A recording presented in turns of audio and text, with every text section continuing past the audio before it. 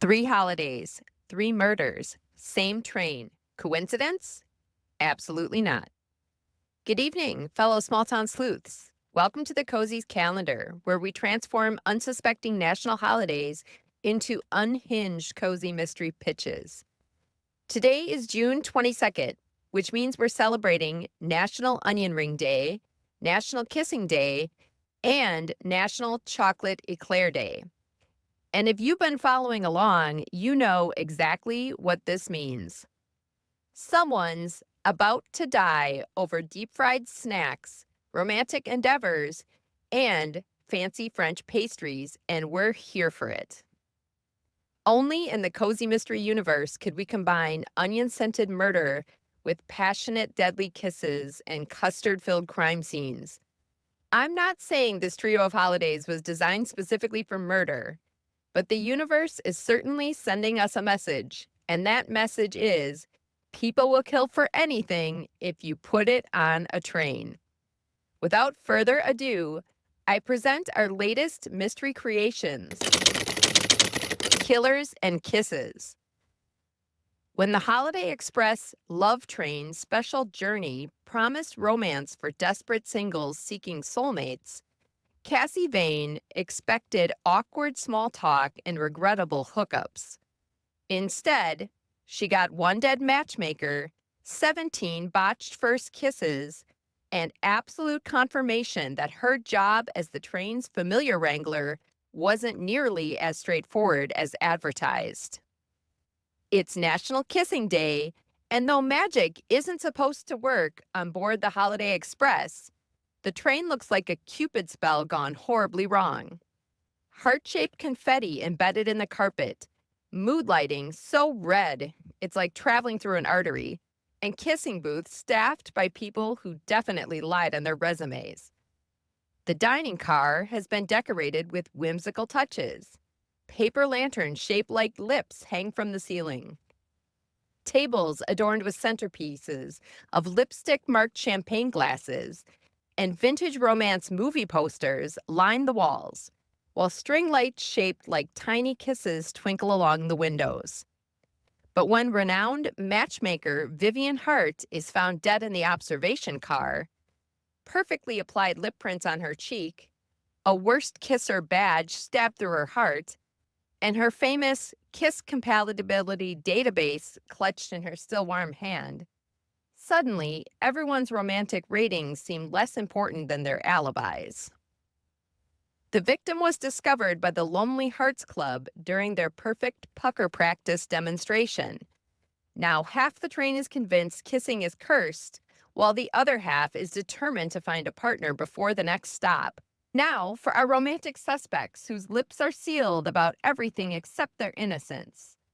Carlton James, publicly humiliated when Vivian announced his kissing technique required a drowning hazard warning and demonstrated his technique on a mannequin during her TED Talk, Bad Kissers, Born or Made.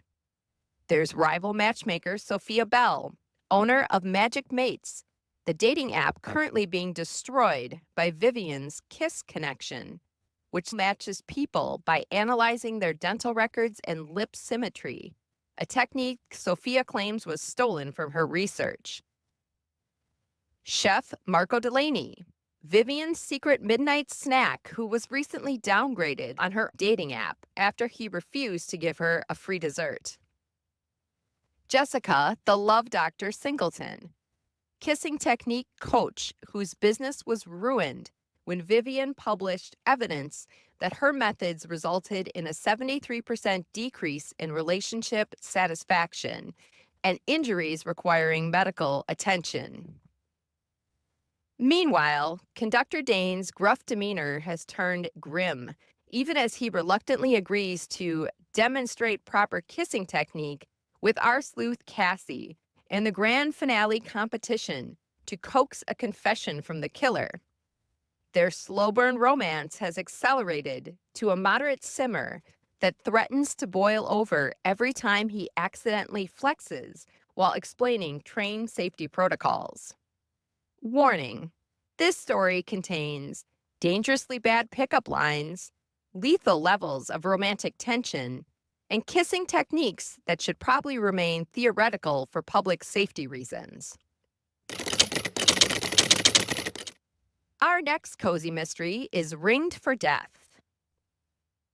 The Holiday Express deep fried delights culinary journey should have been a celebration of America's favorite artery clogging side dish. Instead, it became a grease fire of human emotion when the onion ring king was found floating face down in his own secret batter, proving once again that Cassie Vane's job as the familiar wrangler in the caboose of the Holiday Express was the least of her worries. It's National Onion Ring Day, and the Holiday Express smells like the inside of a fast food dumpster after a particularly busy weekend. Frying stations at every car, competitive batter contests that violate several health codes, and onion-themed everything, including aromatherapy, that's just making everyone cry. The dining car has been transformed into a deep-fried nightmare. Oil-stained bunting draped across the ceiling. Tables showcasing the evolution of the onion ring, with rings dating back to 1933. And commemorative plates depicting famous fast food mascots line the walls, while neon signs shaped like giant onion rings buzz and flicker with alarming electrical instability. But when world-famous onion ring king Freddie Drake is discovered dead in his sleeping car, his $20,000 solid gold onion ring necklace missing, his secret recipe notebook clutched in his greasy hand, and his custom $10,000 pearl-handled frying fork stuck between his ribs, Cassie Vane must solve a case that literally stinks. Let's deep dive into our oil-splattered lineup of suspects, each with enough motive to make the detective's mouth water. Stowaway sous chef Olivia Alamein published a viral TikTok proving Freddie's hand-cut rings came pre-sliced from a factory in Nebraska and was subsequently banned from 17 cooking competitions through Freddie's influence on the culinary circuit. Fast food magnate Ron Clarkson lost millions after Freddie's appearance on Deep Fried Secrets, claiming Clarkson's onion rings contained trace amounts of actual onion, but significant amounts of materials commonly found in silly putty. There's food critic Charmin Sharp, about to publish Freddie's all-natural ingredient list, which includes 14 chemicals banned in the European Union and most developing nations, along with photographic evidence of Freddie's factory conditions that would make health inspectors weep. Amy Drake, Freddie's estranged wife, whose revolutionary ring method was stolen by suspect Ron Clarkson 10 years ago, leaving both of them in financial ruin, while Ron trademarked the technique and built a franchising empire. Meanwhile, in all this chaos, Veronica, the socialite moonlighting as a maid on board the Holiday Express, her cleaning consists mostly of documenting grease stains as fashion violations on her lifestyle blog, has appointed herself head of the onion rings forensics team, while refusing to touch any evidence without designer gloves and a personal air purifier. Warning, this cozy mystery contains excessive oil consumption, recipes that would make cardiologists faint, and onion ring puns that should be legally classified as crimes against humanity. Our last mystery for the day, Eclair and present danger. Although she should have known better, Cassie Vane expected nothing more taxing than preventing custard fights between sugar-hyped passengers while working on board the Holiday Express during its pastry paradise run. Instead, she got a dead French pastry champion, confirmation that her duties as familiar wrangler in the caboose were the least of her worries yet again. It's National Chocolate Éclair Day, and the Holiday Express has been transformed into a pastry wonderland that would make Willy Wonka his insurance policy. Cream piping stations that have turned the carpet into a slip and slide hazard. Chocolate fountains that have already claimed 3 designer handbags as victims. And Renaissance-style murals depicting the birth of the Eclair cover the walls of the dining car. When renowned pastry chef Pierre Dubois is found dead in the galley kitchen, his pristine white uniform covered with "liar" written in precise chocolate curlicues, Cassie realized this train has gone completely off the rails. The murder weapon? A custom More Dubois candy thermometer, engraved with the logo of an upcoming partnership that will now definitely need rebranding.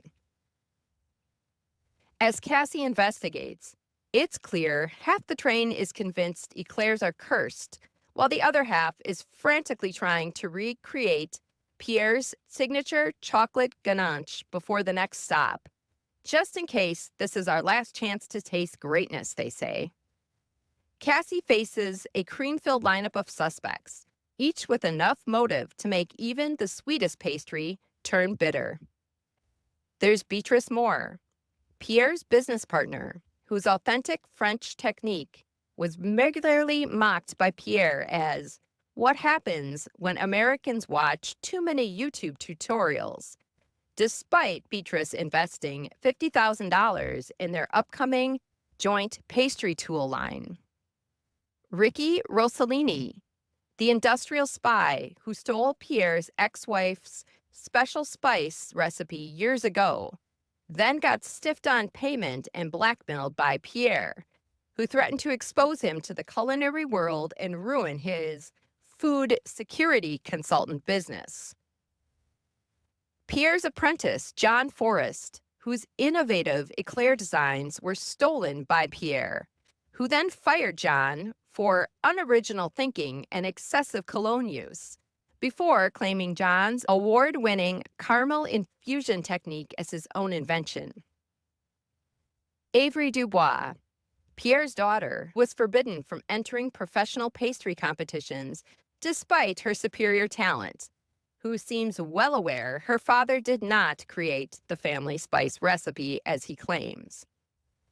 Meanwhile, Veronica live streams murder on the Eclair Express, while taste testing evidence. Conductor Dane struggles to maintain order while finding increasingly flimsy excuses to consult with Cassie in private. And Inspector Groggins waits at the next station, ready to blame Pierre's cockatoo familiar, Cream Puff, for the murder, despite the bird's obvious inability to pipe cream with precision or hold a thermometer in its tiny feathered wings. Warning: contains excessive sugar consumption, questionable uses of pastry cream, and descriptions of French technique that would make Julia Child roll over in her grave and possibly come back at us for revenge. I think we've done enough cozy killing for one day, but before you go, send these on to a friend who loves cozy mysteries and who would absolutely commit murder over a bad onion ring. They're probably fine and totally not a suspect, but we should keep an eye on them just in case.